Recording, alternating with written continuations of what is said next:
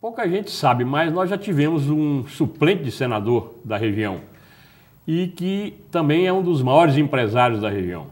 E ele é nosso entrevistado de hoje, vamos estar frente a frente com o empresário Omir Antunes. Omir, você nasceu em Serranópolis, na época de distrito de Porteirinha. Como é que você imaginava que chegava onde você chegou? Em primeiro lugar, eu quero cumprimentar o meu amigo e jornalista Jorge Silveira e a todas as senhoras e senhores telespectadores. Na realidade, eu nasci em Jatobá, hoje Serranópolis de Minas. Passei a minha infância na vila de Jatobá e depois, aos 13 anos, eu fui para Porteirinha fazer o curso primário. Porque lá em Jatobá, que hoje é Serranópolis, não existia o curso primário, o quarto ano primário. Então eu fui para Porteirinha aos 13 anos, terminei o curso primário e fiquei por lá trabalhando no escritório de um padrinho e primo meu, Anísio Santos. Fiquei lá trabalhando até em 1962. Anísio, nessa época, já era um grande chefe político lá de Porteirinha? Quando eu fui para lá, já tinha sido prefeito e estava fazendo a campanha para prefeito. Fazia a campanha dele no município todo, inclusive abrangia município de hoje Serranópolis, Riacho Machado, Pai Pedro, Nova Porteirinha, São José de Gurutuba. Ele fez a campanha toda montado no cavalo. Não tinha carro, ele só comprou um carro. Ele só comprou um carro, um Jeep importado dos Estados Unidos, que veio através do Ministério da Agricultura. Isso quando? Nos anos 1951. Quer dizer que você participou muito da disputa política lá de Ilioba e Gabiroba, lá em Porteirinha, né? Lá tinha os chefes políticos, lá era Anísio, Anfrísio. Anísio representava o PR, Partido Republicano. Anfrísio representava o partido PSD, Partido Social Democrático. Major, que é irmão de Anísio, que chamava Alcibino Santos, era presidente da UDN. E eu era secretário da UDN. Depois surgiu outra força política lá, Alcide Mendes da Silva. Que foi prefeito também várias vezes lá. 2 vezes. Alcide tinha muito prestígio porque ele trabalhava junto à comunidade mais pobre, mais com pouca renda, e da zona rural. Naquela época, Porteirinha, depois de Montes Claros, era a cidade mais importante do norte de Minas, né? Montes Claros, Porteirinha é a cidade que a renda per capita é completamente diferente das demais cidades, exceto Montes Claros. Porteirinha foi a segunda cidade do norte de Minas a ter o Banco Nordeste. A agência do Banco Nordeste lá em Porteirinha, Jorge, custou 1.000 votos. Porque nós estávamos pleiteando a agência do Banco Nordeste para a Porteirinha. Aquele Clemente Medrado, que é de Salinas, arranjou a carta patente para Salinas.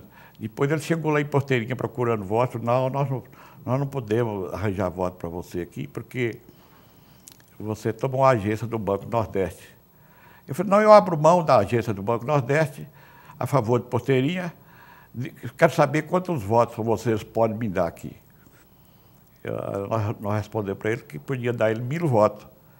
Ele assinou o telegrama lá na mesa. Abriu mão da agência.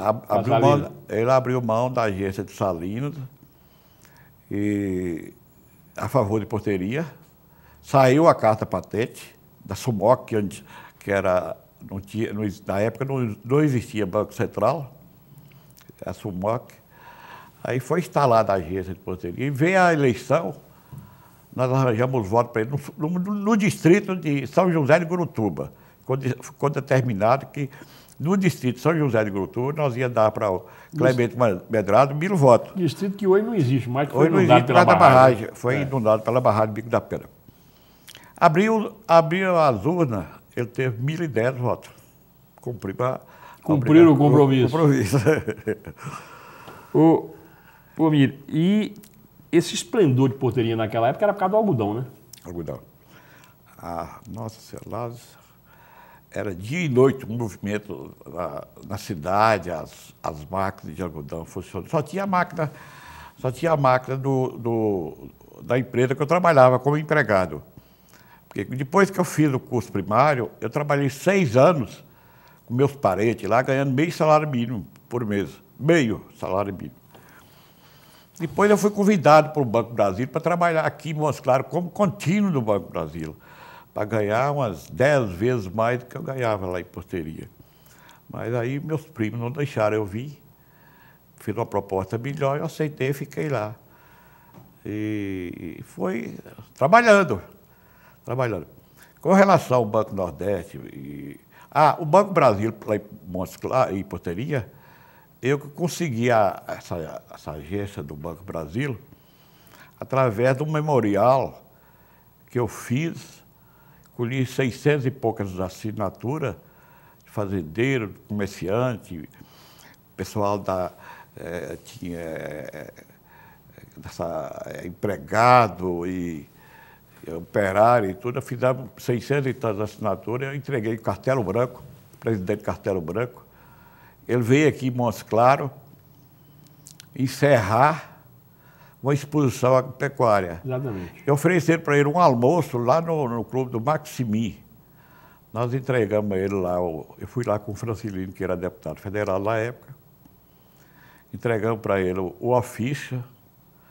Ele entregou um comandante, um ajudante de ordem da Marinha, que estava com ele, e falou com o ajudante de ordem: eu quero ler essa reivindicação da cidade de Porteria a bordo, daqui para Brasília, né?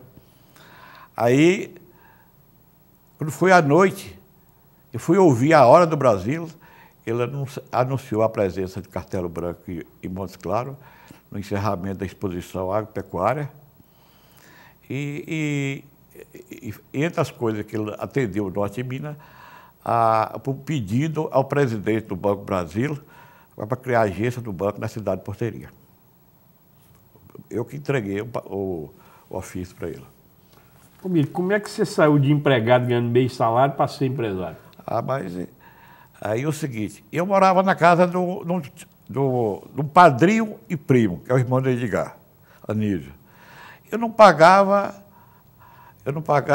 a refeição, a estadia. Era boca livre. A roupa era lavada por eles. E lá, uma cidade pequena, não tinha nada para gastar. E à noite, 7 horas da noite, eu ia olhar um bar de Edgar Santos, que tinha um bar, uma sinuca. Eu ia olhar o bar dele até 9 horas da noite, para ele poder namorar com a esposa que ele tinha até hoje, que ele morreu recentemente, mas tem a esposa até hoje, viva. Ele ia namorar e eu ficava olhando o bar dele, ele me dava lá uma coisa, um dinheiro para comprar um Guaraná, ou me dava um Guaraná. Então, eu juntando dinheiro, aos pouquinhos, depois a empresa lá passou a me dar 5% sobre o lucro. Eu só gastava o que eu ganhava fixo. E o lucro eu investia, comprava um lote, comprava um bezerro, dava uma pessoa, o fazendeiro que eu comprava o bezerro, dava ele em sociedade. E assim a coisa foi aumentando. E você vai guardando e vai gerando economia e vai comprando lote, vai comprando pedaço de fazenda. A primeira fazenda que eu comprei, foi de um juiz de direito que estava lá em Porteria, doutor Jesus da Cunha Araújo, me vendeu uma fazenda porque ele foi transferido para a comarca de Cláudio. Ele falou: o preço você dá o que você quiser. Não, vamos ver. Acertamos o preço, paguei ele. Foi a primeira fazenda que eu comprei, doutor Jesus da Cunha Araújo, juiz de direito de Porteria. E essa fazenda eu tenho ela até hoje.